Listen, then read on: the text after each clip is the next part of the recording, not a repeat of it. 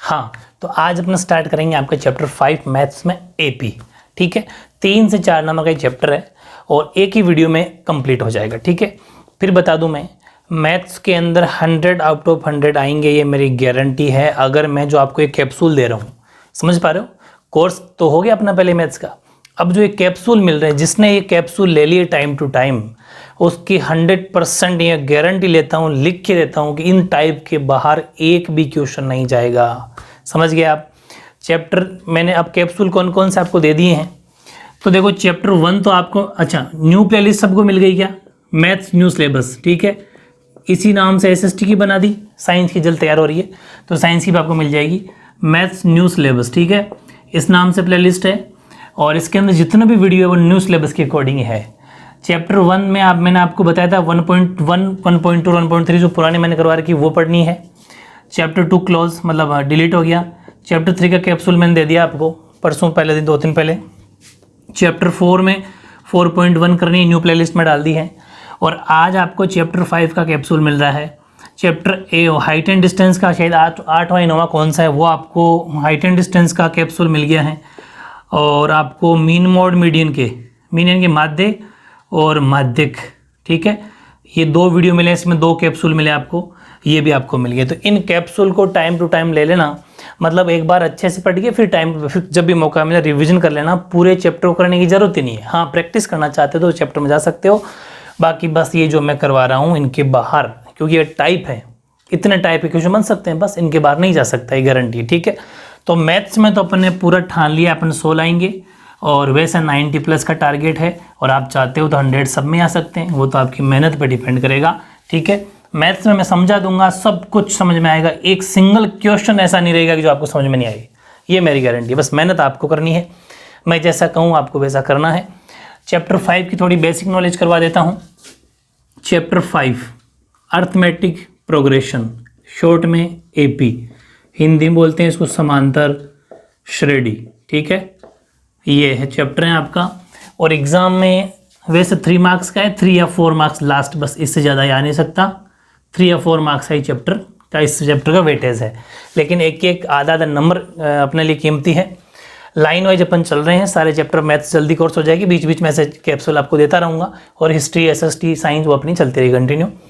तो अब मैं इस चैप्टर की बात करूँ बेसिक, इसमें टाइप कितने बन सकते हैं, उससे पहले छोटा सा नॉलेज जिसने बिल्कुल नहीं पढ़ी उसके लिए, इसके अंदर एक चीज़ अपने काम आएगी, फर्स्ट टर्म, सिंपल थोड़ा समझ जाना, हिंदी में बोलते हैं इसको प्रथम पद, इसको अपन दिखाएंगे ए से, ये कहीं साइड में लिख लेना।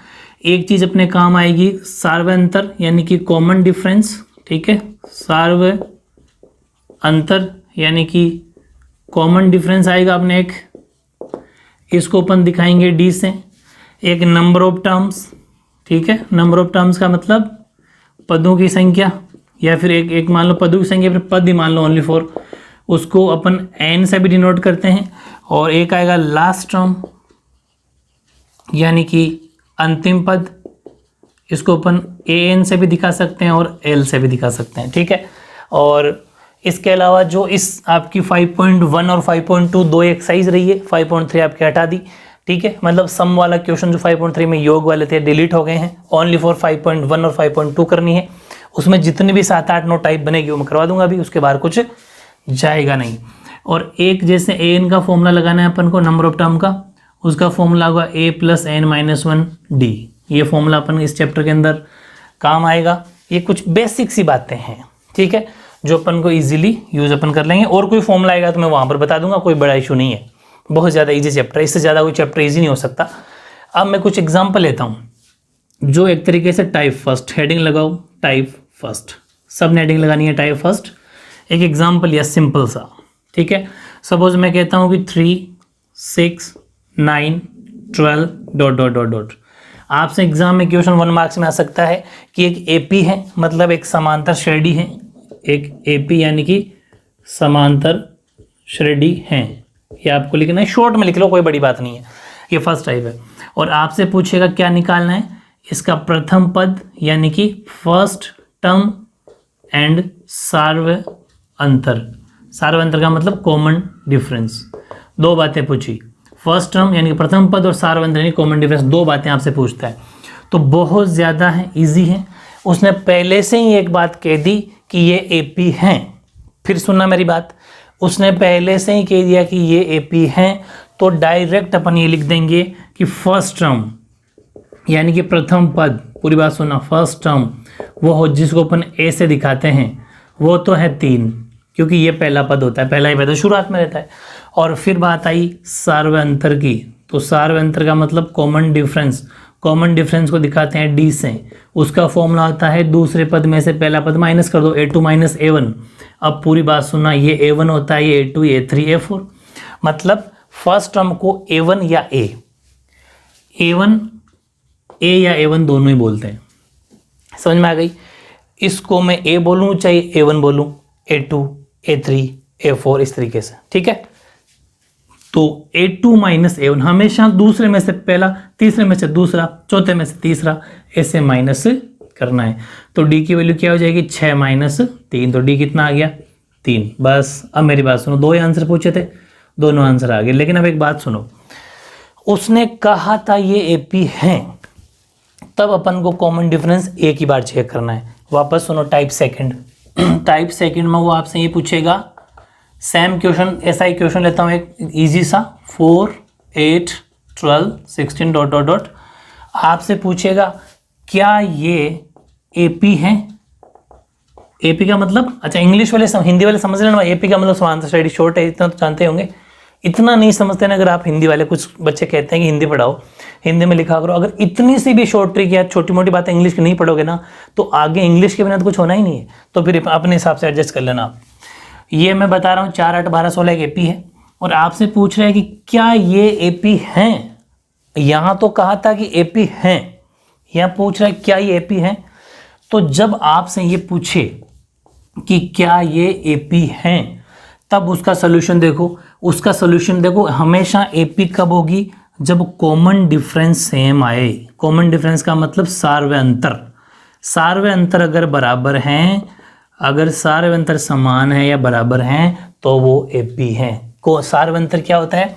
कोई दो पदों के बीच का गैप, कोई दो पदों के बीच का गैप, जैसे इसमें से माइनस किया था, समझ पा रहे हो ना? तो कोई दो पदों के बीच का गैप अगर बराबर हैं, तो वो एपी होगी। ये बात समझ में आ गई क्या? लाइक यहाँ पर देखो a1 कितना है, नहीं प्रथम पद कितना है? 4, द्वितीय पद यानी a2 कितना है? 8, a3 कितना है? 12, a4 कितना है? 16। ये आपको लिखना है। ऐसा ही लिख सकते हैं a1, a2, a3, a4, इसमें कोई मार्क्स नहीं करते, क्योंकि ऐसा ही क्वेश्चन 1 मार्क्स में आएगा। अगर आएगा तो किस में आएगा? 1 मार्क्स में। तो उसमें ऐसा भी डायरेक्ट लिख सकते हो, कोई बड़ा इशू नहीं है। अब मेरी बात सुनना, कॉमन डिफरेंस, कॉमन डिफरेंस का मतलब ये आपको मैं जैसे लिखा रहा हूँ वैसे लिखना है, सार्वय अंतर, फिर d बराबर एक बार a2 माइनस a1, यानी कि एक बार इन दोनों को चेक करो। तो चेक किया तो 8 माइनस 4, तो d की वैल्यू कितनी आई? 4 आ गई। क्या एक ही बार चेक करना है क्या? नहीं, जब वो कह दे कि एपी हैं तब तो एक ही बार चेक करना है। जब वो कह दे, पूछे कि क्या एपी हैं, तब मिनिमम 2 बार चेक करना है, और मैक्सिमम 3 बार भी कर सकते हो। सेकंड टाइम डी का फॉर्मूला a2 a1 तो पूछ चुके, अब a3 में से a2, यानी कि a3 में से a2 का मतलब तीसरे में से दूसरा पद, तो भी पता किया तो वो ही निकल के आया। इसका मतलब ये एपी हैं। एक बार और लास्ट में कर देना, यानी कि d बराबर a4 माइनस a3, यानी कि 16 माइनस 12, तो d की वैल्यू कितनी आ गई? 4, 4, 4, 4, 4। इसका मतलब लिख देना कि ये एपी यानी कि समांतर श्रेणी हैं। क्योंकि क्योंकि कारण क्या है? क्योंकि इनका कॉमन डिफरेंस यानी कि सार्वय अंतर समान है। क्या बात लिखोगे? क्योंकि इनका सार्वय अंतर समान है, अतः ये एपी है। ठीक है, कॉमन डिफरेंस इज सेम। ठीक है, तो ये सिंपल सा क्वेश्चन, 2 क्वेश्चन समझ में आ गए क्या? अब इसी में एक क्वेश्चन और लेता हूं, पूरी बात सुनना। अब वो क्या करेगा? इन दोनों को मिक्स करके पूछेगा, टाइप 3। और थर्ड टाइप क्या कहेगा? वापस एग्जांपल लिया मैंने, सपोज इजी एग्जांपल लूंगा ताकि बातें समझ में आए। जैसे कि मैंने एग्जांपल लिया वापस से 5, 10, 15, एक काम करता हूँ माइनस का लेता हूँ। ठीक है, जैसे -3, 6, -3, 0, 3, 6, 9 डॉट डॉट डॉट कह दिया कि ये एक एपी है। पूरी बात सुनना, ये एक एपी है, ऐसा नहीं कह रहा, ऐसा कह रहा है कि क्या ये एपी हैं, क्या ये समांतर श्रेणी हैं। पूरी बात सुनना, क्या ये एपी हैं, एक बात तो ये। और फिर पूछ रहा है कि अगर एपी हैं तो नेक्स्ट 4 टर्म्स निकालो। नेक्स्ट का मतलब अगले 4 पद निकालो। बात समझ में आ गई? शॉर्ट में लिख लेना, ये कैप्सूल है, बेफिजूल की थ्योरी नहीं पढ़नी। जो इंटेलिजेंट स्टूडेंट होता है वो लास्ट में शॉर्ट नोट पढ़ता है, और इनको पढ़ के तुम 100 में से 100 ला दोगे, ये गारंटी चैलेंज है। बाकी टाइम किसको देना है? हिस्ट्री को दो, एसएसटी को दो, सबसे ज़्यादा साइंस को दो, उनको दो, ठीक है। हिंदी इंग्लिश तो वैसे ही हो जाएगी महीने भर में, उसमें है क्या। तो नेक्स्ट 4 टर्म निकालना है अपन को, अगले 4 पद निकालने हैं। कब? पहले तो चेक करो कि एपी है, अगर हैं तो अगले निकालना, अगर नहीं है तो फिर नहीं निकालना। ये बात समझ में आ गई? ये टाइप कौन सी है? थर्ड। चेक किया तो चेक करने पर पता चला प्रथम पद a बराबर -6, बार बार नहीं लिखना ना, ऐसे लिख देना प्रथम पद first term a equals to, तो आप समझ आना आप। फिर आपने चेक किया a1 मान लो इसको, फिर a2 -3 यानी कि दूसरा पद, फिर a3 0, ठीक है। बहुत है इतना, क्योंकि 2 बार चेक करना है। तो पहले चेक करना है एपी है क्या, और हमेशा एपी चेक करने के लिए क्या करना पड़ता है? कॉमन डिफरेंस निकालना पड़ेगा। अगर वो सेम आ जाता तो ठीक है, कॉमन डिफरेंस का मतलब सार्वय अंतर चेक करना पड़ेगा। तो हमने चेक किया सार्वय अंतर यानी कि कॉमन डिफरेंस, जिसका फॉर्मूला क्या होता है? डी से दिखाते हैं, जिसका फॉर्मूला होता है a2 - a1, और एक बार और चेक कर लेंगे a3 - a2, 2 बार मिनिमम चेक करना है, मैक्सिमम मान लो तो 2 बार कर लेना बहुत है। तो a2 में से a1 किया तो पूरी बात देखना, a2 कितना है? -3। अब यहाँ ध्यान देना, सिस्टम तो वही है चेक करने का जो अभी समझा, लेकिन यहाँ पर मामला माइनस का है, और ये छोटी सी मिस्टेक, सिली मिस्टेक बहुत होती है स्टूडेंट्स, इसलिए ध्यान देना। a2 ये फिर फॉर्मूले का माइनस, और फिर a1 खुद माइनस, इसलिए यहाँ पर ब्रैकेट लगाना है। a2 -3 फॉर्मूले का माइनस, फिर a1 खुद माइनस, ठीक है, उसको ब्रैकेट में दिखाना है। अब क्या करना पड़ेगा? ये -3 और ये माइनस माइनस, जब ब्रैकेट ओपन होगा तो आपको पता है माइनस माइनस क्या हो जाते हैं? प्लस, जब मल्टीप्लाई होते हैं आपस में।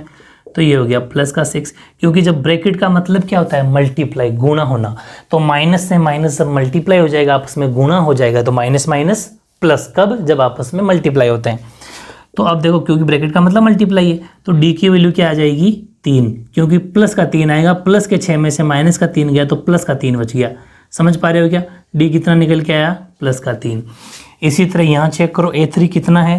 0, माइनस फॉर्मूले का माइनस, और फिर ये खुद 3 माइनस। पूरी बात समझ रहे हो? तो डी कितना आया? ये 0 अपनी जगह, फिर माइनस इंटू माइनस, क्योंकि ब्रैकेट का मतलब मल्टीप्लाई, गुणा, तो माइनस इंटू माइनस जब गुणा हुआ तो प्लस हो गया, तो डी यहाँ पर भी क्या आ गया? 3 आ गया। इसका मतलब ये एपी हैं। सेम वही लाइन लिखोगे जो यहाँ लिखी थी कि ये एपी हैं, क्योंकि सार्वय अंतर यानी कॉमन डिफरेंस सेम है, समान है।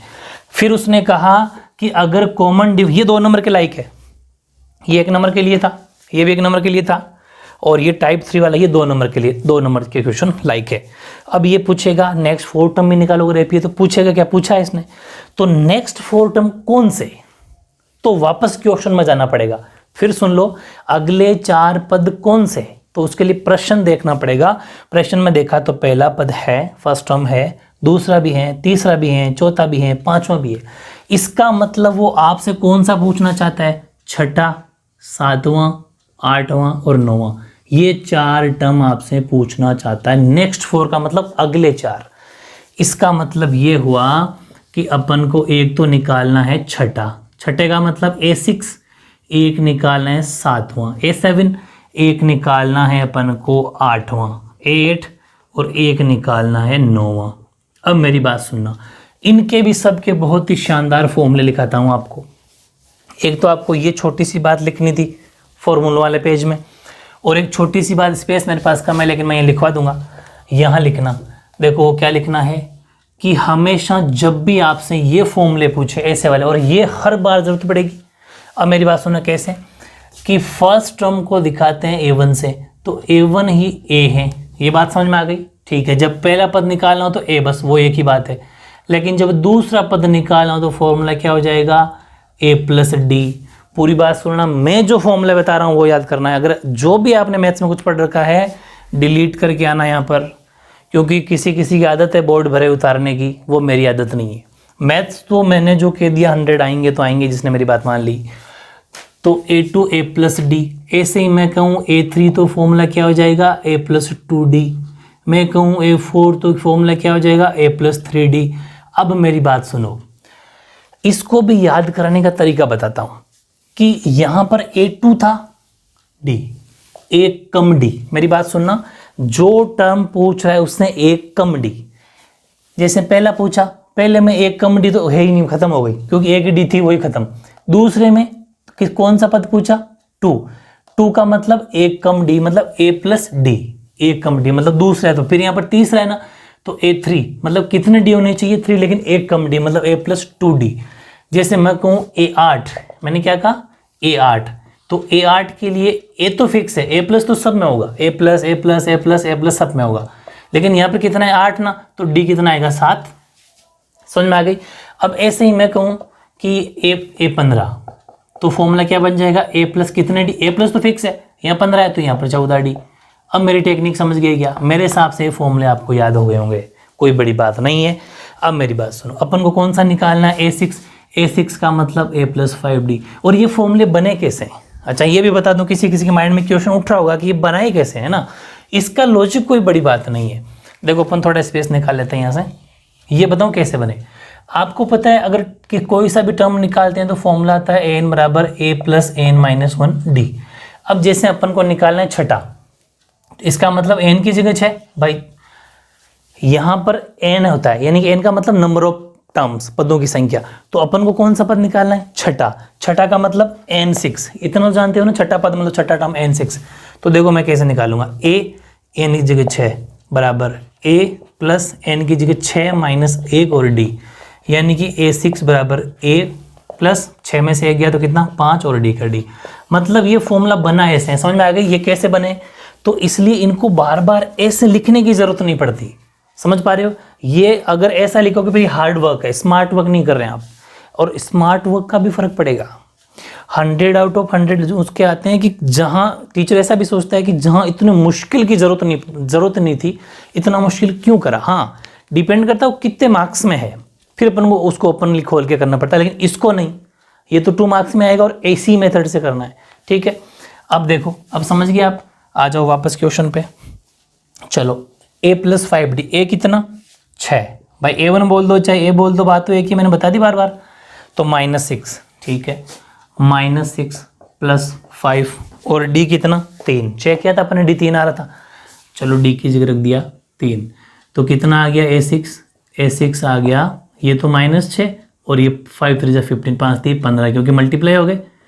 तो a6 कितना आ गया, 15 में 6 चले गए तो 9 बच गया प्लस का, क्योंकि 15 किसके हैं प्लस के, बड़ी संख्या का साइन आता है। ऐसे ही a7, a प्लस कितना d 6d, वेरी गुड, क्योंकि एक कम d। मेरी बात टेक्निक समझ गए क्या? समझ गया, उसके बेड़ा पार है। अब a वापस -6 है, +6 और d की जगह 3, -6 6 3 18, ठीक है, यहाँ पर a7 कंटिन्यू चलता रहेगा, फिर 18 में 6 चलेगी तो प्लस के 12 बच गए। समझ में आ गई क्या? 2 पद तो निकल गए।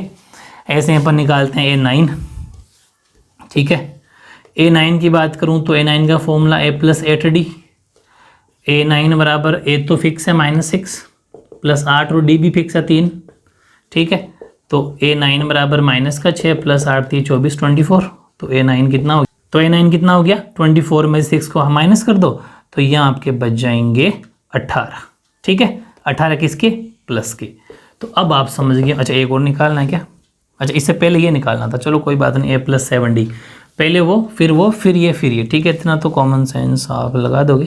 a कितना -6 प्लस 7 और d की जगह 3, तो -6 प्लस 21 और यहाँ से निकल गए तो 15 बच गए प्लस के, 15 बचेंगे ना, हाँ ठीक है। तो देखो ये अपने पूरे नेक्स्ट 4 टर्म्स हो गए। फिर एक लाइन लिख देना छोटी सी कि therefore the next 4 terms are 9, 12, 15, 18 और आंसर। हिंदी वाले क्या लिखेंगे, अतः अगले 4 पद बराबर, ये लाइन जरूर लिखी आनी है, अतः अगले 4 पद बराबर 9, 12, 15, 18 आंसर। ये 2 मार्क्स के लेवल का है। मेरे हिसाब से बेहद इजी चैप्टर है अगर मेरी अकॉर्डिंग पढ़ोगे तो। हाँ, ऐसे टाइप 3 में 2 क्वेश्चन मैंने और लिए हैं। ये 2 क्वेश्चन क्यों लिए, ताकि ऐसे क्वेश्चन का भी आपको, जैसे कुछ स्टूडेंट कहेंगे कि माइनस में लेकिन अपोन में आ गया, कैसे सॉल्व करें, रूट का क्वेश्चन है कैसे सॉल्व करें, तो छोड़ूंगा कुछ भी नहीं, चिंता मत करो। जो जो आपके एग्जाम में कोर्स में आएंगे सब लूंगा, बस आपको समझना है। जैसे अब रूट का क्वेश्चन आ गया, क्वेश्चन वही है, कौन सा, कि चेक करो कि क्या ये एपी है, क्या टाइप 3 है, बात कर रहा हूँ वापस, एपी का चेक करना है, अगर है तो नेक्स्ट 4 टर्म निकालने। मेरी बात समझ में आ गई क्या, यानी कि चेक करो कि समांतर श्रेणी है क्या, ठीक है, चेक करो कि समांतर श्रेणी है क्या, अगर है तो अगले 4 पद निकालो। समझ में आ गई, अगले 4 पद। ये क्वेश्चन तो आपको वही है, मतलब पिछला ही ऐसा कैसा ये है।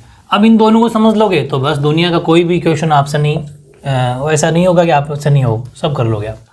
अब देखो ए या फिर A1 वो है √2 प्रथम पद, समझ में आ गई।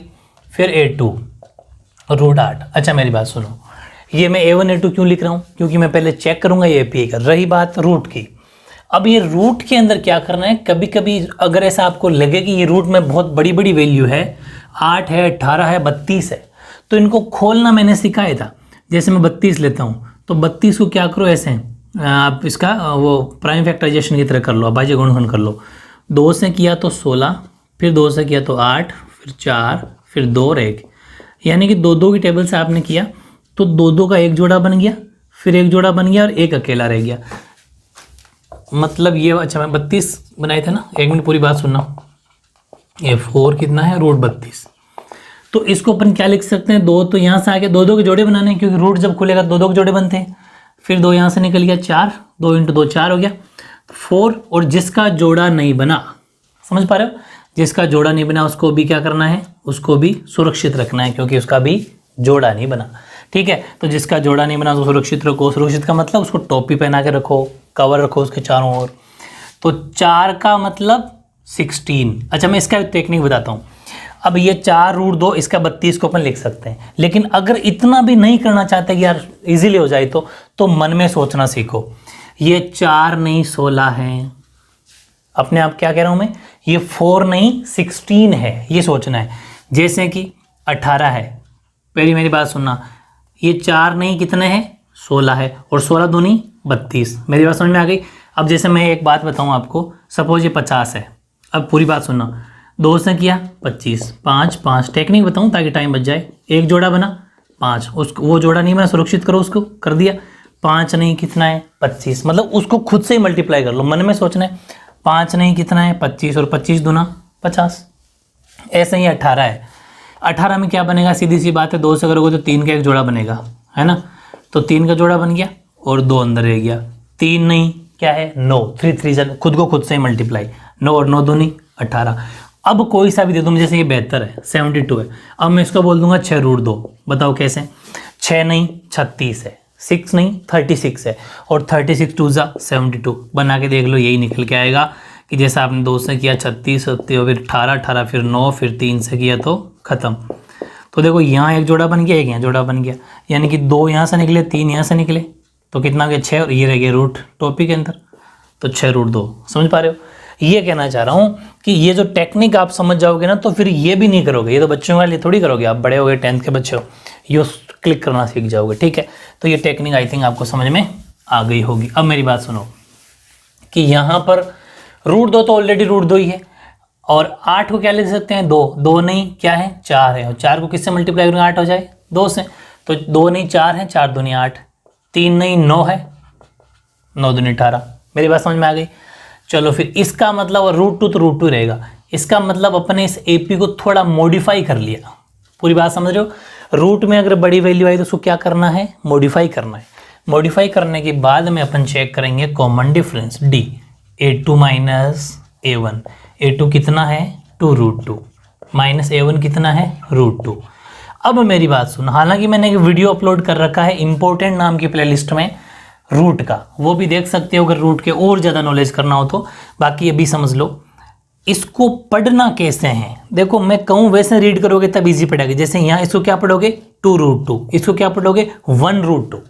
ओनली √2 नहीं पढ़ना, इसको पढ़ो 2√2, इसको 1√2। एक बात बताओ, जो 2√2 में से 1√2 जाएगा तो क्या बचेगा 1√2। मेरी बात समझ में आ गई। ऐसा करोगे तो इजी पड़ेगा, वरना कुछ स्टूडेंट क्या करते हैं बताऊं, वो इतने महान मूर्तियां होती है कि √2 से √2 को काट देते हैं, पीछे क्या बच गया 2, शाबाश हो गए नाल। ऐसे नहीं, 2√2 में से 1√2 गया तो 1√2 बच गया। बात समझ में आ गई क्या। इस बात को भेजे में गुस्सा लेना पूरी कि इसको पढ़ना ऐसे है। चलो इसी तरह एक बार और चेक करो, d बराबर a3 माइनस a2, तो a3 कितना 3√2 माइनस a2 कितना 2√2, तो d कितना आ गया। जब 3√2 में से 2√2 जाएगा तो 1√2 बचेगा। मेरी बात समझ में आ गई। बस एक लिखने की जरूरत नहीं हो, तो तुम भी समझते हो ये 3 है तो इसको लिख सकता हूँ 3 × 1। वैसे भी ये लिखो चाहे ये लिखो, बात तो एक ही है, इसलिए एक को लिखा नहीं जाता। तो इसका मतलब d क्या आ गया √2।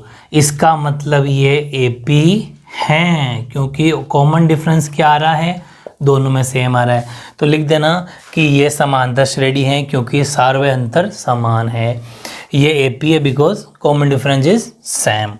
अब अपन क्या लिखेंगे, इसने कहा कि अगर AP है तो अगले चार पद कौन से, पहला दूसरा तीसरा चौथा तो है।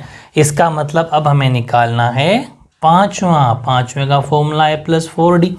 ए कितना, ए है √2 प्लस 4 और d कितना √2। ठीक है, यानी कि 1√2 और 4√2 कितना √2 5√2, तो a5 कितना आ गया 5√2। ये लिख सकते हो। मेरी बात सुनना, या फिर वापस मॉडिफाई करना सिखाऊं क्या, क्यों कर रहा हूं मॉडिफाई, फिर सुन लो। अब यहां पर दिमाग लगाना पड़ेगा, जो इंटेलिजेंट स्टूडेंट होगा वो दिमाग लगाएगा। क्वेश्चन कैसा दिया था, बड़ा, मतलब एक साथ इकट्ठा लिखा हुआ, जैसे √32 है, अपन ने उसको क्या लिखा 4√2। नहीं लिखते तो सोल्व नहीं होता। अगर इसको डायरेक्ट करने की कोशिश करोगे जिंदगी में सोल्व ही नहीं होगा। √32 में √18 माइनस ही नहीं होता, क्योंकि रूट की वैल्यू सेम होनी चाहिए माइनस करने के लिए, इसलिए अपन ने इसको मॉडिफाई किया। फिर कमेंट करोगे इसलिए जवाब देता हूँ अभी। यानी कि रूट की को अपने सब रूट की वैल्यू सेम होनी चाहिए, तभी वो आपस में माइनस होगा, वरना माइनस नहीं हो सकता। अब सुनो, इसलिए अपन इसको मॉडिफाई किया। अब यहाँ पर आंसर किस फॉर्म में, सॉरी क्वेश्चन किस फॉर्मेशन में है, वो ऐसा ही है, तो वापस अपन भी ऐसा बना देंगे जो मेरी टेक्निक है। 5 नहीं 50 है, सॉरी 25 है, 5 नहीं 25 है, 5 को 5 से, तो कितना हो गया 25, और 25 को 2 से करोगे तो 50। इसका मतलब अपन इसको क्या लिख सकते हैं √50। आगे आगे लिखना, 5 नहीं 25 है, 25 को 2 से मल्टीप्लाई √50। Very good. ऐसे ही A6 का formula a come d a + 4d, तो A6 का फॉर्मूला ए कितना √2 + 4 और d कितना √2। समझ गए क्या। तो A6 कितना आ गया 1√2 और 4√2 कितना √2 5√2। ठीक है, अब मेरी बात सुनो। अच्छा मैं क्या कर दिया 5 करो यहाँ पर, ठीक है सॉरी। तो ये हो गया 6√2। A6 कितना आ गया 6√2। अब वैसे तो ये आंसर ठीक है, लेकिन अकॉर्डिंग टू क्वेश्चन क्या बोल दोगे, 6 नहीं 36 हैं, 6 नहीं 36 है, और 36 को 2 से करोगे तो क्या आएगा √72। बहुत बढ़िया। इसके बाद में नेक्स्ट A7, क्योंकि 4 निकालने हैं ना, तो a + 6d, a कितना √2 6 और d कितना √2, तो A7 कितना 1√2 6√2 7√2। आंसर आ चुका, लेकिन अकॉर्डिंग टू क्वेश्चन A7 7 नहीं है 49 है, 7 को 7 से ही 49, और 49 को जब 2 से करोगे तो 98 ना, 8 9 2 18 कहाँ से लगी 1, तो √98। ठीक है ना, 2 9 18, 1 कैरी 2 4 8 और 1 9। अब बात करते हैं A8 की, तो a + 7d, a कितना √2 7 और d भी √2, तो A8 कितना हो गया √2 और 7√2 8√2, ये 1√2 7√2 8√2। वैसे आंसर ठीक है according to question formation. A8 कितना हो गया 8 नहीं है 64 है, 64 को 2 से करोगे तो 128, ऊपर लगा रहेगा रूट। बहुत इजी तरीका है, इससे करोगे तो ठीक है, वरना फिर आप अपने हिसाब से करोगे तो जो 2 मिनट का क्वेश्चन है 10 मिनट लग जाएगी, पेपर छूटेगा। समझ पा रहे हो ना। मेरी मान लोगे तो 2 या सवा 2 घंटे के अंदर पेपर करके बैठ जाओगे, आराम से आधा पौन घंटा रिवीजन करोगे, फिर तंग हो जाओगे यार उठे कब जाएं, इतना इजी पेपर हो जाएगा, अगर बस थोड़ा टाइम बचाना पड़ेगा। शॉर्ट ट्रिक वाले वीडियो भी देख लिया करो, इंपॉर्टेंट नाम की प्लेलिस्ट को अच्छे से ध्यान दे, उसमें जो भी आएगा वो इंपॉर्टेंट होगा आपके लिए, एक्स्ट्रा बताता रहता हूँ उसके अंदर, ठीक है। अब इसके अंदर बात करें नेक्स्ट की, तो सेम वही है, तो A1 कितना -1, A2 कितना -5/6 और A3 कितना -2/3। ये क्यों करना पड़ा? क्योंकि हमें AP चेक करनी है इसलिए, वरना तो एक बार A1 A2 निकाल के छोड़ देते। अब देखो कॉमन डिफरेंस D का फॉर्मूला A2 - A1, तो A2 कितना -5/6, फिर यहाँ माइनस है तो यहाँ माइनस। अब ये A1 खुद माइनस है इसलिए एक बार ब्रैकेट और लगाना है, समझ में आ गई। अब इसके नीचे 1 रख सकते हो, वो कोई बात नहीं है। अब -5/6, पहले इस ब्रैकेट को ओपन कर लो ताकि ये माइनस माइनस मल्टीप्लाई होकर हो जाए प्लस, ठीक है। अब इजी पड़ जाएगा। एलसीएम 6 है, इसको सोल्व किया तो एक बार, एक को तो -5, 6 और एक बार, ठीक है। तो डी की वैल्यू क्या आ गई? प्लस का 1/6। क्यों आई? क्योंकि 6 प्लस का है, 5 माइनस का है, तो 6 में से 5 चले गए, एक बचा प्लस का। ऐसे ही फिर A3 - A2, A3 कितना है, अच्छा सॉरी माइनस का 2/3, माइनस A2 कितना है माइनस का 5/6, लेकिन क्या आएगा ब्रैकेट, तो D बराबर माइनस का 2/3 माइनस माइनस हो गया प्लस, ब्रैकेट खुल गया, तो D की वैल्यू क्या आ जाएगी 6, एलसीएम आ गया, प्लस का 5/6 एलसीएम 6 आ गया, 2 बार 2 को -2 से तो -4 हो गया, समझ पर। अच्छा एलसीएम तो सोल्व करने में दिक्कत नहीं होगी, इसका इसमें डिवाइड किया जाता है, भाग दिया जाता है 2 बार, क्या 2 को उसी ऊपर वाले से मल्टीप्लाई, फिर प्लस का प्लस और 6 का 6 में एक बार, 1 को 5 से 5, तो D की वैल्यू 5 में से 4 गया तो 1 बचा प्लस का, तो 1/6 क्योंकि बड़ी वैल्यू प्लस की है, तो D दोनों में सेम है, इसका मतलब ये AP है। अगर ये समांतर श्रेणी है तो नेक्स्ट 4 टर्म का मतलब A1 A2 A3 तो है अपने पास, कौन कौन सा निकालना है अपन को? एक तो A4 निकालना है, एक A5 निकालना है, ठीक है, और एक A6 निकालना है, और एक A7 निकालना, ये 4 पद अपन को निकालने हैं। A4 का मतलब A + 3D, A कितना -1 + 3 × D कितना अभी भी निकाला था 1/6। अब देखना दिमाग लगाना, सोल्व करने का टेक्निक सीखो। -1, अब ये दोनों आपस में मल्टीप्लाई में, इसलिए 3 से 6 कट जाएगा 2 टाइम, ये भी एक तरीका है, थोड़ा इजी हो जाएगा। तो ऊपर तो बचा 1, क्योंकि ये ऐसा होता है, ठीक है, तो ऊपर तो 1 है, यानी 3 एक बार तो कटा, 3 1 3 3 2 6, यानी 3 × 3 3 9 6, तो 1 × 1 तो यहाँ तो 1 आएगा, और नीचे 1 × 2 2 आएगा। अब ले लो इसका एलसीएम, वैसे सीधा भी ले सकते हो लेकिन थोड़ा इजी पड़ जाएगा, इसलिए एलसीएम आया 2, 2 को इसमें किया तो 2, 1 का डिवाइड 2 में, 2 तो -2, फिर 2 का 2 में 1, तो A4 क्या आ जाएगा? A4 आ जाएगा आपका -2 में से प्लस का 1 गया तो माइनस का 1 फिर भी बच गया, A4 आ गया माइनस का 1/2। ऐसे ही A5 का फॉर्मूला होता है A + 1 D यानी कि A4D, 4D A कितना है -1 + 4 × D कितना है 1/6। भाई इन दोनों आपस में मल्टीप्लाई का साइन लगाओ चाहे ब्रैकेट लगाओ, बात एक ही है, 2 दूने 4 और 2 3 6, थोड़ा सा ईजी हो जाएगा और कोई बात नहीं। तो -1 प्लस यहाँ तो बचा, ऊपर तो बचा 2 और नीचे बच गया 3, ले लो एलसीएम आएगा 3, इसको इसमें किया तो 3, 3 को -1 से गुणा तो 3 माइनस का हो गया, फिर 3 का 3 में डिवाइड एक बार, 1 को 2 से किया तो प्लस का 2 हो गया, तो A5 की वैल्यू क्या हो जाएगी -3 है, इधर 2 है तो -1/3, ठीक है। ऐसे ही अपन नेक्स्ट निकालेंगे A6 A + 5D, ठीक है, A कितना -1 + 5 × D कितना, D है 1/6, वो तो सब में कॉमन है। अब यहाँ तो ये कटेगा नहीं तो ये पूरा 1 हो जाएगा, यानी कि एलसीएम ले लेंगे इसका, -1 और 5 × 1 हो गया 5/6, इसके नीचे तो 1 पहले ले लिया अपन ने, एलसीएम आया 6 और 6 को इससे किया तो -6 हो गया, और ये एक बार 5 हो गया, तो A6 कितना हो गया 5 प्लस का 6 माइनस का तो 1/6, ठीक है। ऐसे ही A7 का फॉर्मूला A + 6D, तो A7 बराबर A की वैल्यू कितनी -1 + 6 × D की वैल्यू कितनी है 1/6, तो 6 से 6 कट गया, तो A7 क्या आ गया, इधर तो बचा -1 और इधर बच गया +1, ठीक है, क्योंकि पूरा सोल्यूशन 1 हो गया ना, तो A7 की क्या वैल्यू आ गई, 1 से +-1 कट जाता है 0, सातवां पद क्या हो गया 0। देयरफॉर 4 टर्म्स आर -1/2, -1/3, -1/6, 0, अतः अगले 4 पद बराबर -1/2, -1/3, -1/6 और 0 है आंसर। ये था टाइप 3 से संबंधित कंप्लीट क्वेश्चन हो गया। अब अपन पढ़ेंगे टाइप 4, ठीक है।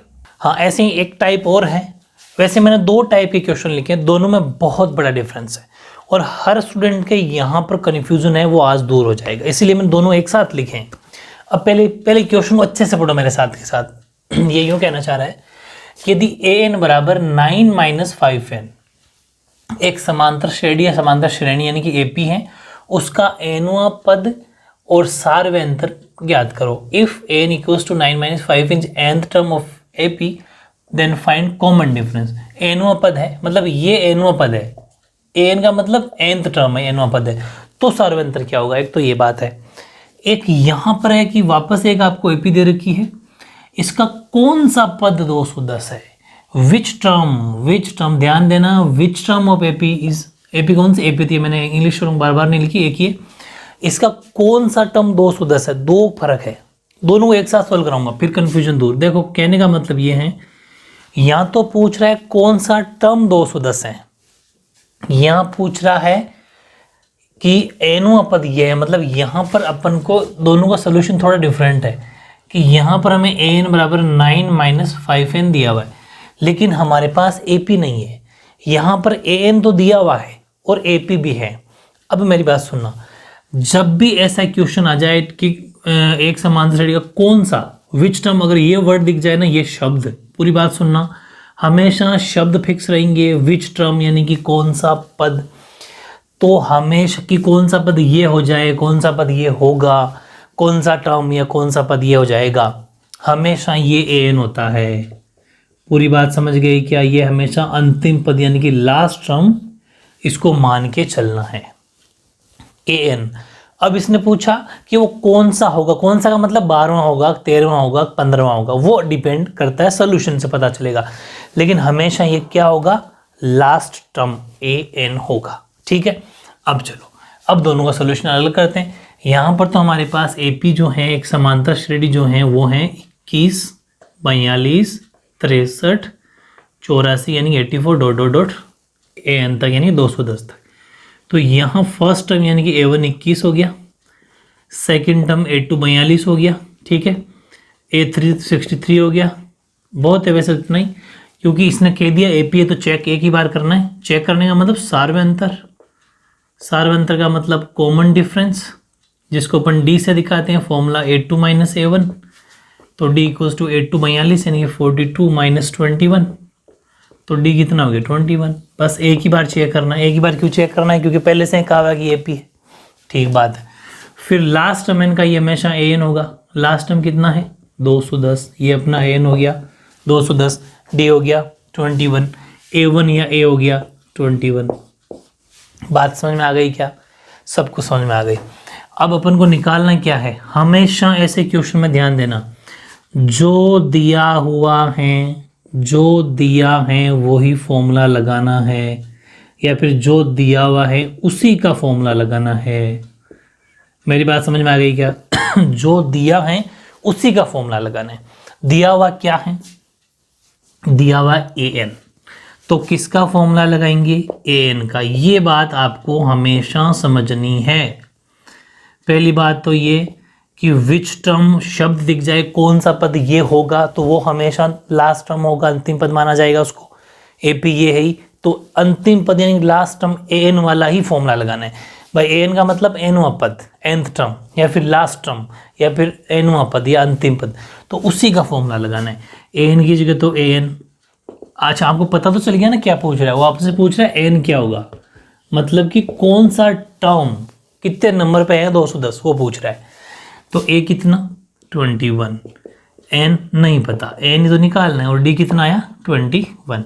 अब 210 अपनी जगह, इस 21 को इधर भेज दो तो माइनस का हो जाएगा, इधर n - 1 21। अब सॉल्यूशन भी सीख लेना, जैसा मैं कर रहा हूँ वैसे ही करना, इसको इधर लाना और फिर इसको भी इधर लाना, ये तरीका ये रखना, वरना मुश्किल हो जाएगा। अंदर मल्टीप्लाई करोगे तो फिर बहुत मुश्किल पड़ेगा। तो 210 में से 21 को माइनस कर दो, 10 में से 1 गया तो 9, यहाँ बचा 0 हो गया, 0 मतलब 10, 10 में से 2 गया तो 8, और ये 189 बच गया। इधर n - 1 और 21। अब नेक्स्ट टाइम में क्या करो, इस 21 को भी अपोन में आ जाएगा क्योंकि ये भी मल्टीप्लाई में, तो इधर सिर्फ बचा n - 1, ठीक है। अब 21 की टेबल से पूरा पूरा कट जाएगा, ठीक है, 9 टाइम, तो 9 बराबर n - 1। तो आपको पता ही है इसके बाद कर लेते हैं। चलो ये 9 अपनी जगह ही है, 1 इधर आ जाएगा तो 1 हो जाएगा प्लस का, तो n यानी कि n बराबर कितना आ गया 10। इसका मतलब जो 210 है वो कौन सा पद है, 10वां। यानी इसने क्या पूछा कि वो जो 210 है वो कौन सा पद है, तो आप लिख दोगे वो 10वां पद है, 10th टर्म है, 10वां पद। ठीक है, 10th टर्म आंसर। मेरी बात समझ में आ गई। 2 मार्क्स के लिए क्वेश्चन आ सकता है, टाइप समझ लेना। अब इधर ये क्वेश्चन क्या है, इसमें एपी है ही नहीं, तो जब एपी नहीं हो तो हमेशा सबसे पहले एपी बनाओ। एपी बनाओ। एपी कैसे बनाएंगे कि जहां पर भी n है वहां सबसे पहले 1 रखो, फिर n बराबर 2 रखो, फिर n बराबर 3 रखो, फिर n बराबर 4 रखो। मिनिमम 3-4 स्टेप तो बना ही लो। ये अपन को काम करना। अब यहाँ पर देखो एपी की फॉर्मेशन नहीं है जबकि n है, तो सबसे पहले n बराबर 1 रखने पर, ठीक है, सबसे पहले n की जगह क्या वैल्यू पुट करनी है 1। तो देखो a n की जगह 1 equals to 9 minus 5 into n यानी कि 1। तो a1 बराबर 9 माइनस 5, तो a1 बराबर 4। अच्छा मैंने 1 क्यों रखा, ताकि यहाँ n होगा तो ऑटोमेटिक पता चल जाएगा पहला पद a1, a1 का मतलब फर्स्ट टर्म। तो a1 बोल दो चाहे a बोल दो चाहे a1 बोल दो, पहला पद आ गया। ऐसे ही अपन n बराबर क्या रख देंगे 2, n की वैल्यू 2 पुट कर देंगे, तो a2 मतलब n की जगह 2 इक्वल्स टू 9 माइनस 5 इंटू 2।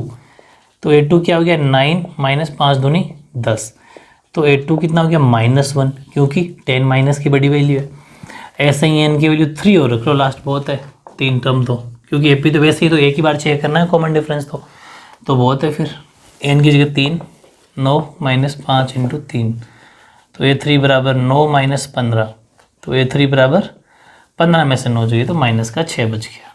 ठीक है, चलो ये 3 पद बहुत है मिनिमम। तो एपी कितनी बन गई, तो लिख देना आता है एपी देयरफॉर एपी इज 4 -1 -6। ठीक है, बस बहुत है, ये बन गई एपी। अब उसने पूछा क्या, सार्वंतर निकालो, सिर्फ कॉमन डिफरेंस निकालना है। तो फर्स्ट टर्म का मतलब प्रथम पद a बराबर वो तो हो गया 4, ये प्रथम पद होता है। ठीक है, और या फिर a1 बोल दो, और a2 हो गया -1 और a3 हो गया माइनस का 6। हमें निकालना है कॉमन डिफरेंस यानी कि सार्व अंतर, और सार्व अंतर को दिखाया जाता है डी से, क्योंकि हमें सार्व अंतर निकालना है, इसके अंदर कॉमन डिफरेंस निकालना है। इसका फॉर्मूला होता है a2 माइनस a1, बस एक ही बार चेक करना बिकॉज ये AP है। ठीक है, ये साफ साफ कह रहा है कि AP है, तो D की वैल्यू कितनी हो जाएगी, a2 कितना -1, फिर ये फॉर्मूला का माइनस और ये 4, तो D की वैल्यू हो जाएगी -5। बस एक ही बार निकालना, आंसर सही है।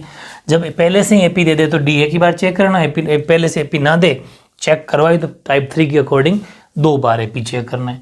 आई थिंक ईजी लग रहे होंगे आपको, बस इनको अच्छी से मेहनत कर लेना, कुछ भी बाहर नहीं जाएगा। ठीक है, ऐसे नेक्स्ट क्वेश्चन देखो, ये मैंने 2 बढ़िया टाइप लिए आपके लिए। ये क्वेश्चन एक तो ये है कि 2 अंक वाली कितनी संख्याएं 3 से विभाज्य हैं। पूरी बात सुनना, how many 2 digit numbers and divisible by 3। ये कैसा भी आ सकता है, 1 डिजिट, 3 डिजिट, 2 डिजिट, कोई सा भी डिजिट, उससे क्या फर्क पड़ता है, थोड़ा नॉलेज कर लो। देखो 1 डिजिट की वैल्यू होती है 9 तक, जिसमें एक अंक हो। 2 अंक वाली स्टार्ट होती है 10 से लेके 99 तक, फिर 3 अंक स्टार्ट हो जाते हैं 100 से लेके 999 तक। बस इतना ही लेवल है आपके, ज़्यादा लेवल नहीं है। इधर 0 से लेके 9 मान लो ये वैल्यू आपको याद करनी है। ठीक है, एक अंक हो गया, ये 2 अंक हो गया, और ये 3 अंकों की संख्या होगी। अब एग्जाम में कोई सा भी आ जाए, इसलिए मैंने बीच का ले लिया 2 अंक वाला। वैसे भी 2 अंक का ही ज़्यादा मोस्ट है, 3 डिजिट वाली तो कम ही पूछता है। 2 डिजिट की वैल्यू अगर आपसे पूछे कि 2 अंकों वाली कितनी संख्याएं अच्छा, इसमें भी एक कंडीशन रख देगा। जैसे अभी इसने कह दिया कि 3 से डिवाइड, इसका मतलब ये है कि 10 से लेके 99 तक कितनी संख्याएं ऐसी हैं, कितने नंबर्स ऐसे हैं जिनमें 3 का भाग पूरा जाता है, जो 3 से कंप्लीट डिविजिबल हो। पूरी बात समझ में आ गई। हो सकता है वो आपको 3 की जगह 5 दे दे, हो सकता है वो 7 दे दे, उससे क्या फर्क पड़ता है। 7 की टेबल चला लेंगे, 5 की टेबल चला लेंगे, भी 3 की टेबल चला लेंगे। सिखाता हूँ। सबसे पहले सोल्यूशन ये लिखना है आपको, 2 अंकों की संख्याएं, ठीक है, नंबर्स ऑफ 2 डिजिट, और वो कौन कौन सी है, R आगे लिख देना। 2 डिजिट नंबर्स R, वो कौन कौन सी स्टार्ट होगी, 10 से स्टार्ट होगी, 10, 11, 12, 13, 14 डॉट डॉट डॉट डॉट कहाँ तक चलेगी 99 तक। एक बार तो आपको पूरी लिखनी है, 2 अंकों वाली संख्याएं पूरी लिखनी है। अब हमें कौन सी चाहिए, वो संख्याएं जो 3 से विभाज्य हो, ठीक है, यानी कि those numbers who's divisible by 3, यानी कि वो संख्याएं जो 3 से डिविजिबल हो, ठीक है। अब इसमें से 3 से डिविजिबल होने वाली संख्याएं कौन कौन सी होगी, तो वो अपन लिख लेंगे। जैसे 10 से 2 अंक है, अब 10 में क्या 2 का भाग जाता है, नहीं। 11 में नहीं, 12 में जाता है, तो पहली संख्या 12 होगी। बस पहली संख्या पहचानना है, बाकी कोई बड़ी बात है नहीं, ठीक है। इसके बाद में 3 जोड़ते जाओ, 15, 18 डॉट डॉट डॉट, क्योंकि 3 ही जोड़ना है। पहली संख्या पहचान लो, उसके बाद में 3 जोड़ लो, क्योंकि जिसका भाग देना है उतनी जोड़नी है। जैसे अगर वो आपसे 5 की पूछता तो 5 की होती 10, उसके बाद में 5 जोड़ते तो 15 ने लिखी नहीं है, 15 फिर 20 फिर 25, समझ पा रहे हो ना, ऐसे ही। तो डॉट डॉट डॉट करके 99 खुद में भी 3 का जाता है, तो 99 तक हो जाएगी। इसका मतलब ये कंप्लीट संख्याएं थी और ये बन गई एपी, ये हमारे पास एक एपी तैयार हो गई, ठीक है। अब इस एपी के अंदर अपन क्या लिख लेंगे, ये अपने लिए फर्स्ट टर्म हो गया A1 या फिर A, वो तो हो गया 12, ठीक है ना। फिर कॉमन डिफरेंस का मतलब D हो गया 12 माइनस 15, यानी कि लिखना चाहो लिख लो, A1 12, A1 तो लिख लिया, चलो A2 15, A3 18, ठीक है, और AN 99, लास्ट टर्म है 99, ध्यान रखना। इस एपी का लास्ट पद क्या है, 99 है। AN अंतिम पद 99 हो गया, A1 12 हो गया, A2 15, A3 18। अब अपन को D चेक करना है, D का मतलब सार्वय अंतर यानी कॉमन डिफरेंस, ठीक है ना, जिसको D से डिनोट करते हैं A2 माइनस A1, तो D आ गया A2 कितना है 15 माइनस A1 कितना 12, तो D आ गया 3। बस एक ही बार चेक करना है, क्योंकि पहले से वो कह रहा है कि वो मतलब हमेशा ये जो 3 से डिविजिबल होगी वो ऑलरेडी एपी होगी, क्योंकि हर में 3 का गैप ही है। अपने 2 15 12 18 लिया, तो एक ही बार चेक करना है, क्योंकि हमेशा गैप बराबर होगा। तो डी आ गया 3, ठीक है। अब उसने पूछा कितनी संख्याएं, तो अगर उसने हाउ मेनी नंबर्स पूछे, यानी कि नंबर्स का मतलब है n, तो n उसने पूछा। संख्या किसकी, संख्या पूछी उसने, कितनी संख्याएं मतलब n पूछ रहा है। क्या दिया हुआ है, an दिया हुआ है, तो वही फॉर्मूला लगाना है जो दिया हुआ है। तो an का formula a plus n minus 1d।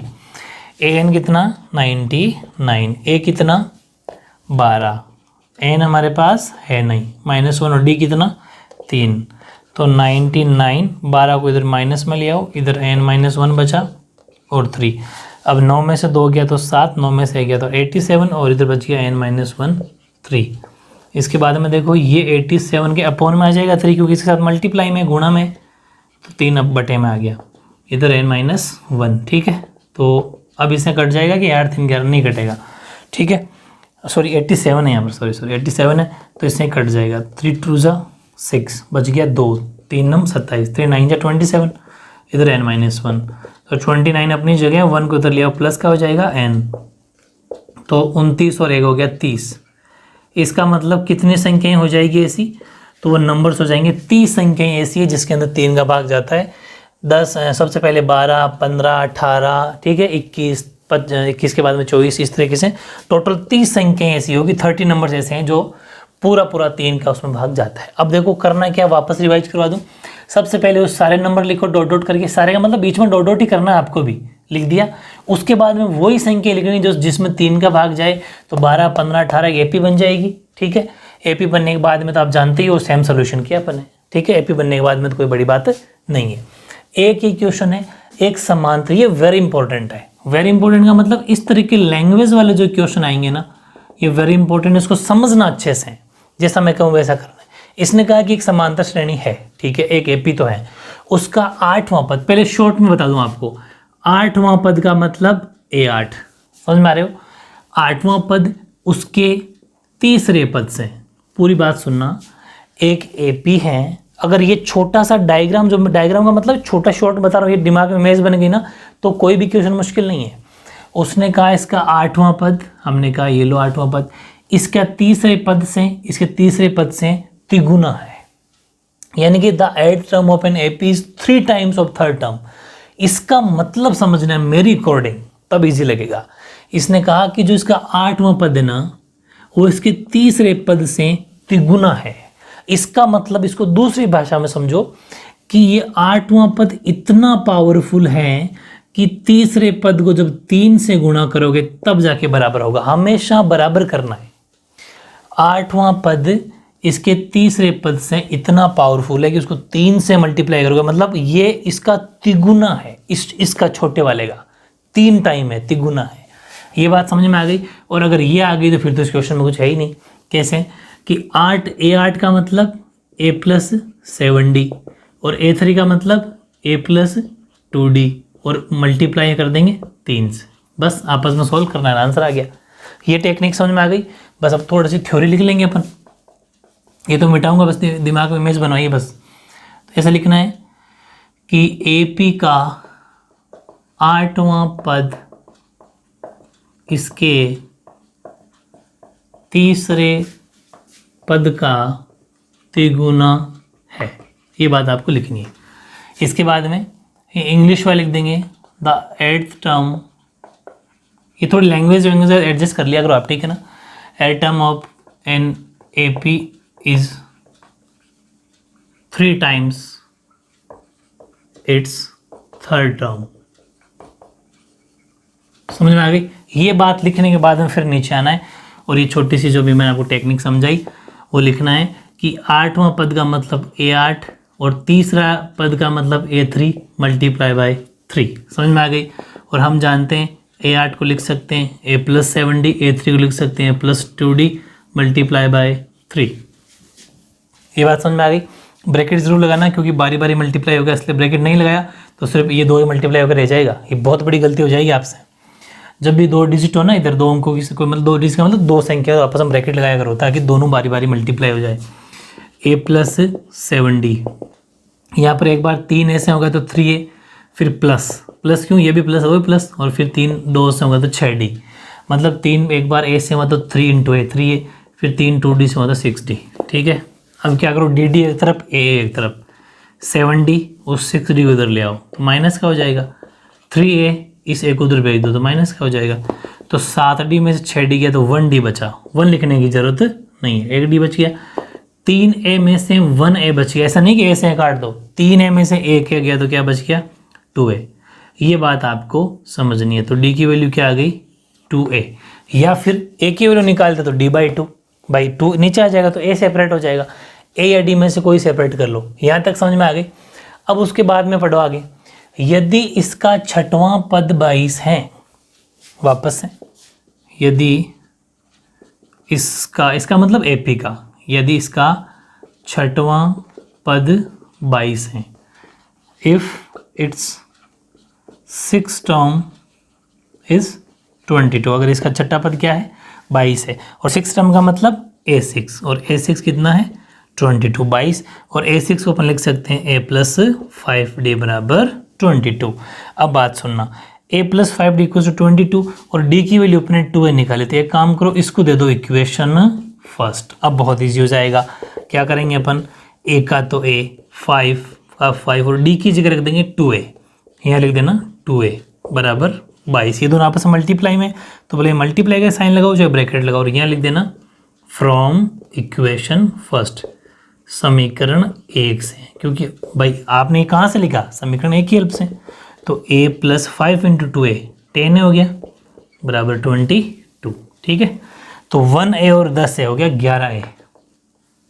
क्या हो गया 11A, 11A बराबर 22, 22, तो A की वैल्यू हो जाएगी 22/11, तो A की वैल्यू हो जाएगी 2, तो A आ गया 2। उसने पूछा क्या, देन फाइंड AP, तो समांतर श्रेणी ज्ञात करो। समांतर श्रेणी का मतलब होता है A1 A2 A3 A4, minimum 3-4 term निकालो। तो A आ गया, A का मतलब अपन इसको A1 भी लिख सकते हैं, यानी कि A1 पहला पद तो आ गया 2, दूसरा निकालना A2 फिर A3, मिनिमम 4 पद निकालने कम से कम आपको, ठीक है, जब भी AP तैयार करनी हो, बहुत है। तो A2 को अपन क्या लिख सकते हैं A प्लस D, ये क्या कर रहे हैं अपन AP तैयार कर रहे हैं, तो ए कितना आया 2 प्लस डी कितना आया, डी है 2a, ठीक है। अब मेरी बात सुनना, इसका मतलब आपको डी की वैल्यू की जरूरत पड़ेगी, तो ये करने से पहले पूरी बात सुनना, इसके बाद ये करना कि ए का मान समीकरण 1 में रखने पर, पूरी बात सुनना, the value of A put in equation 1, पूरी बात सुनना, ये करना है पूरा सॉल्यूशन। फिर ए की वैल्यू निकाल ली, उसके बाद में ए का मान, क्योंकि जब तक डी नहीं निकलेगा तब तक ये तीनों टर्म नहीं निकलेंगे और हमें हमारी एपी तैयार नहीं होगी, इसलिए पहले वो पूरा डी निकाल के फिर यहाँ आना है, समझ गए, ठीक है। तो अब यहाँ अपन क्या कर देंगे, इस एक की वैल्यू यहाँ रख देंगे इसमें 1 में, तो डी बराबर 2 इंटू ए कितना है 2, तो डी की वैल्यू क्या आ गई 4, बस अपन को यही चाहिए था।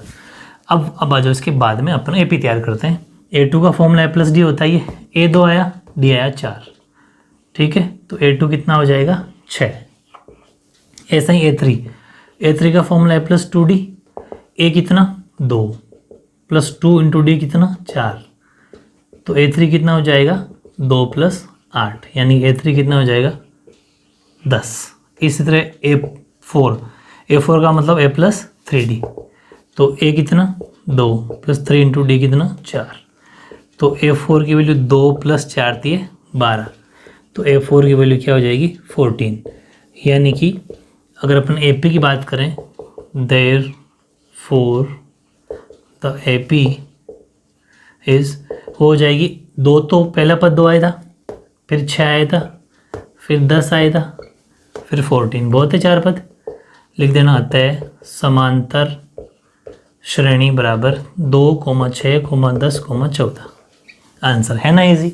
तो इस तरीके से ये जितने भी फॉर्मेट हैं बहुत अच्छे से मेहनत करो, बहुत इजी मेथड बता रहा हूँ आपको, अच्छी प्रैक्टिस करनी है, इसके बाहर कुछ भी नहीं जाएगा। ऐसे 2 क्वेश्चन मैंने बहुत ही ज़बरदस्त आपके लिए लिखे हैं। एक तो ये जब आपसे पीछे से पद पूछे, अंतिम से, ठीक है, from the last of AP, पूरी बात सुनना। इसकी वैसे तो एक शॉर्ट ट्रिक भी है, छोटा सा फॉर्मूला भी है, लेकिन वो आपको नहीं करना, 2 मार्क्स के लिए क्वेश्चन आ सकता है ये, इसलिए मैं आपको वो तरीका बताऊंगा जो आपको करना है। शॉर्ट भी बता दूंगा कि अगर 1 मार्क्स में आए तो वो कर लेना, 2 मार्क्स में आए तो वो कर लेना, दोनों तरीके बताता हूँ। समांतर श्रेणी दे रखी है आपको 3, 8, 13, 253 के अंतिम पद से 20वां पूछ रहा है। Find 20th term from the last of AP, AP ये रही, ठीक है, इंग्लिश वाले थोड़ा एडजस्ट कर लेना। तो चलो अपने पास एपी क्या दे रखी है 3, 8, 13, ... 2, 5, 3, ठीक है। अब इसकी बात सुनना, जब भी आपको पीछे से पूछे, पीछे से मतलब लास्ट से कोई टर्म पूछे, पूरी बात को सुनना, तो हमेशा ये पता करो कि उस एपी में पद कितने हैं, यानी कि उस एपी में टर्म कितने हैं। टर्म का तो पता चले अपन को, पहले ये पता करेंगे। सपोज एग्जांपल लेता हूँ कि आप स्कूल में प्रेयर की लाइन में खड़े होते हो, सपोज होते हो, तो अगर इस लाइन में आप खड़े हो तो इसने क्या पूछा, पीछे से 20वां पूछा, लेकिन सबसे पहले ये तो पता करेंगे ना हम जने कितने खड़े हैं, कि ये पता चल गया कि हम 50 जने खड़े हैं सपोज, है ना, तो फिर पीछे से 20वें को पहचानना आसान हो जाएगा, समझ पा रहे हो, पीछे से 20वें को पहचानना आसान हो जाएगा। कब, जब ये पता चल जाए कि हम टोटल जने कितने हैं। ऐसे ही कह देगी पीछे से बताओ 20, पता ही नहीं, इतनी लंबी लाइन है, पहले पता तो करें कितने जने हैं, ठीक है। ऐसा मत सोचो कि मैं पीछे से गिन के आ जाऊंगा, है ना, वो नहीं, मैथ्स के रूल के अकॉर्डिंग चलो, पहले पता होना चाहिए कि लाइन में कितने स्टूडेंट खड़े हैं, फिर हम कह देंगे कि वो वहाँ जो खड़ा है ना वो पीछे से 20वां। मेरी बात समझ गए। तो इसका सबसे पहले अपन को पता होना चाहिए इस एपी में कितने टर्म हैं, एन का पता करना है। तो फर्स्ट पूरी टेक्निक से समझना, फर्स्ट टर्म का मतलब प्रथम पद को दिखाते हैं ए से, वो है 3, ए बोल दो चाहे A1 बोल दो, ठीक है। फिर A2, ये ए बोल दो चाहे A1 बोल दो, A2 मतलब दूसरा पद, वो है 8, ठीक है। तो ए तो आ गया 3, A2 8 और ए की बहुत है। फिर कॉमन डिफरेंस का मतलब सारवे अंतर, जिसको अपन डी से दिखाते हैं, A2 माइनस A1, तो डी बराबर A2 कितना है 8 माइनस A1 कितना है 3, तो डी कितना हो गया 5। ये तो A1 या A मान लो, ये डी, और 253 लास्ट टर्म है इस एपी का अंतिम पद 253। 3 चीज़ों की जरूरत पड़ेगी, निकाल ली। अब लगाएंगे अपन लास्ट टर्म वाला फॉर्मूला an के लिए, a plus n minus 1d a n कितना है 253, ए कितना है 3, एन का नहीं पता, डी 5, 253, 3 को लाओ इधर तो माइनस का हो गया, इधर एन माइनस 1 5, मल्टीप्लाई मत करने लग जाना, मुश्किल में पड़ जाओगे। 250 और भाई दोस्त तरफ में 3 के तो 250, इधर एज इट इज। अब क्या करो 250 इस 5 आ जाएगा नीचे, इधर बच गया n-1, इससे कट गया 50 बार तो n-1, आपको पता है 1 जब इधर आएगा तो हो जाएगा प्लस का, तो n की वैल्यू कितनी आ गई 51, तो n आ गया 51। इसका मतलब हमें ये पता चल गया कि टोटल जो जने खड़े हैं वो 51 जने खड़े हैं, सपोज समझ में आ गई। अब इसने पूछा पीछे से, अब एक नया फॉर्मूला बताता हूँ, पीछे से 20वां पद, पूरी बात को सुनो, यानी कि 20th टर्म फ्रॉम द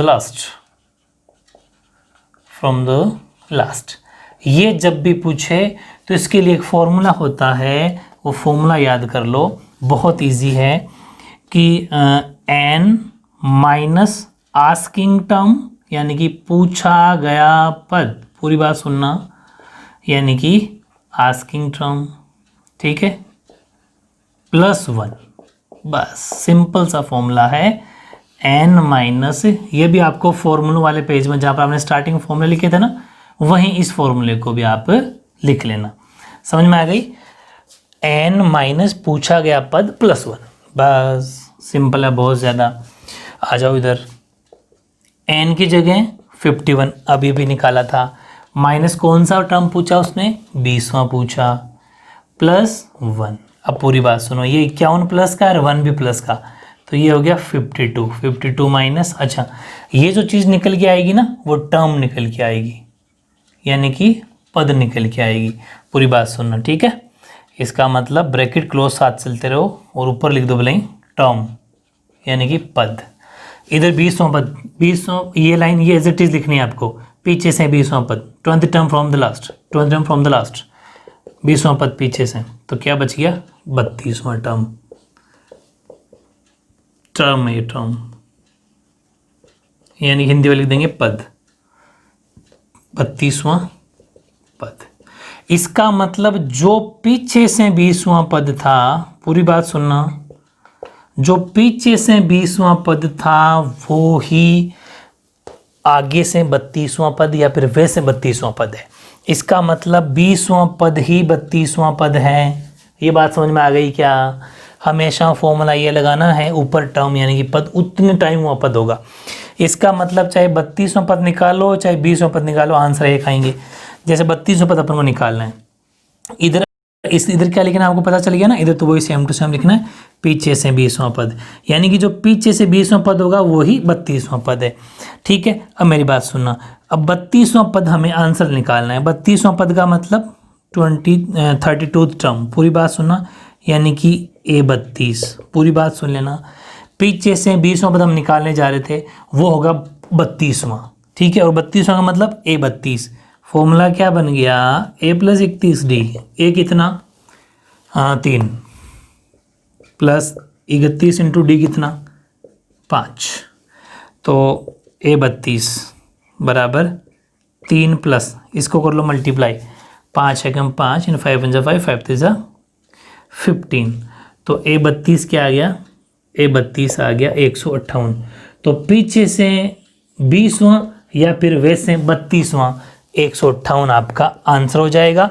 तो लिख देना last line, therefore the 20th term from the last is 158। अतः पीछे से 20वां पद बराबर 158। ये बहुत ही ऑथेंटिक तरीका है। ठीक है, तो बहुत इजी है ये, तो आपका पीछे से कोई भी टर्म पूछे तभी आपको लगाना है। ठीक है, ऐसे एक लास्ट क्वेश्चन और देख लो, हालांकि आपकी बुक में नहीं है लेकिन इस फॉर्मेट से क्वेश्चन आ सकते हैं। ये मेरी तरफ से एक तरीके से गिफ्ट मान लेना आप।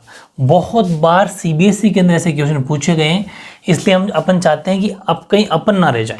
ऐसा क्वेश्चन आना चाहिए आपको, पहली फिलअप, दूसरे वैल्यू, फिर फिलअप, फिर वैल्यू, और आपसे पूछ रहा है खाली जगह भरो। एक AP दे रखी है, निम्नलिखित समांतर श्रेणी में रिक्त स्थानों को भरिए, या रिक्त खानों के पदों का मान क्या होगा। In the following AP the values of blanks will be.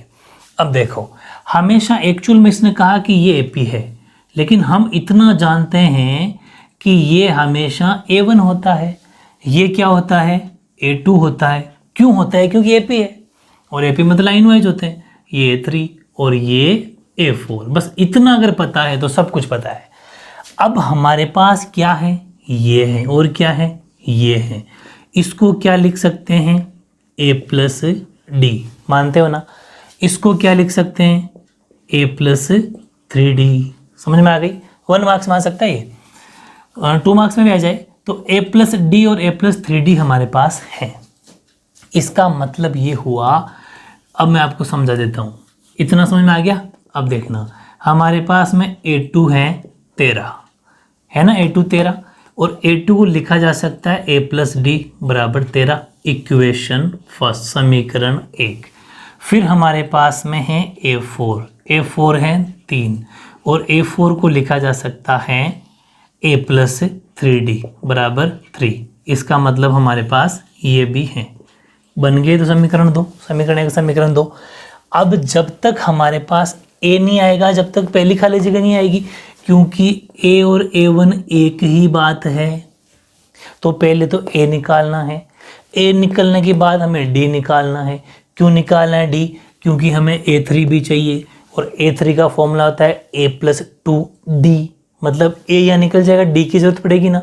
इसका मतलब हम समीकरण 1 और 2 से D निकाल लेते हैं और A निकाल लेते हैं, ठीक है। तो सब्ट्रैक्टिंग इक्वेशन 1 फ्रॉम इक्वेशन 2, यानी कि समीकरण 2 में से समीकरण, कोई से भी एक में से 2 या 2 में से एक, कोई फर्क नहीं पड़ता, 2 में से समीकरण 1 घटाने पर 2 क्या कहता है, A+3D बराबर 3। बस ये कि बड़े में से छोटा घटाओगे तो माइनस में, वैसे कोई फर्क नहीं पड़ेगा, इसमें से ये भी घटा दो, एक ही आंसर आएगा। माइनस करने का मतलब होता है, बताता हूँ, ये तो 2 हो गया, एक है A+D बराबर 13। माइनस का मतलब नीचे वाले साइनों का चेंज हो जाना, या फिर मैं चाहता तो बीच में माइनस लगा के वैसे भी लिख सकता था। कैसे? चलो ऐसा ना लिखे, ऐसे लिखा देता हूँ। ये समीकरण 2 था, ठीक है। अब यहाँ माइनस लगाऊंगा, फिर ये करूँगा, मतलब कि बराबर के इधर इधर वाले माइनस होंगे पहले। A+3D माइनस A+D, बात समझ में आ गई, बराबर 3 माइनस 13। अब समझ गए, बराबर के इधर इधर वाले माइनस, उधर उधर वाले माइनस। अब मेरी बात सुनो, मैंने यहाँ माइनस लगाए थे, यहाँ ब्रैकेट लगाया, और ये 99% स्टूडेंट गलती करते हैं। 1% वही होते हैं जो 90+ या 100 आते हैं, वो ब्रैकेट लगाते हैं। अगर ब्रैकेट नहीं लगाओगे तो ये माइनस सिर्फ A पर ही अप्लाई होगा। ब्रैकेट लगाने का मतलब है ये इस पर भी है तो इस पर भी है, ध्यान देना पूरा, ठीक है। जब बाहर माइनस और दो वैल्यू अंदर, तो ब्रैकेट लगाना ना भूलें। A+3D, बाहर माइनस, अंदर साइन चेंज हो गए A, और वो भी माइनस का D, ये फर्क पड़ गया। अगर ब्रैकेट नहीं लगाते सिर्फ A माइनस होकर रह जाता और D प्लस का रह जाता, जो कि गलत है। समझ में आ गई? ठीक है। 3 माइनस 10, क्योंकि 13 माइनस के हैं, 3 प्लस के, ठीक है। A से ये कट गया, क्योंकि same to same value plus minus में कट जाती है। 3D में से 1D चला गया तो 2D बचा, इधर -10, तो D की वैल्यू -10/2, तो D की वैल्यू क्या आ गई, -5। बस D चाहिए था। अब क्या करेंगे, इस D के मान को, D बराबर 5 -5 है ना, हाँ, D बराबर -5 का मान समीकरण कोई से में रख दो, 1 में रखो चाहे 2 में रखो। The value of D put in equation first या इक्वेशन सेकंड, कोई से में रख दो D का मान। तो A प्लस D की जगह -5, ये लो -5 बराबर 13। तो A प्लस माइनस से मल्टीप्लाई होते हैं तो माइनस हो जाते हैं, -5 बराबर 13। तो A की वैल्यू 13, 5 उधर जाएंगे तो किसका हो जाएगा, प्लस का। तो A की वैल्यू क्या हो गई, 18। इसका मतलब इस पहली वाली खाली जगह में क्या आएगा, 18। समझ में आ गई, क्योंकि पहला पद 18 आ गया। अब हमें निकालना है तीसरा, एक खाली जगह और निकालनी है, वो A3 का फॉर्मूला A+2D। A आया था 18 प्लस 2 इंटू D आया था -5। तो A3 बराबर 18, और इन दोनों को मल्टीप्लाई कर दो, -10 -5 इंटू 2 -10 हो गया। तो A3 बराबर 8।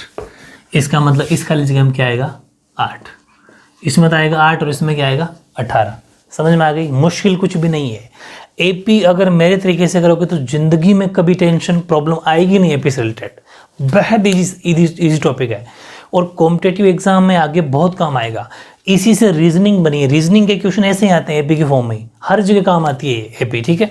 इसलिए एपी को अच्छी मेहनत करनी है और मेरी बात को बिल्कुल समझ के चलना है। जितना भी मैंने टाइप के क्वेश्चन करवाए अच्छे से समझ के चले जाओ।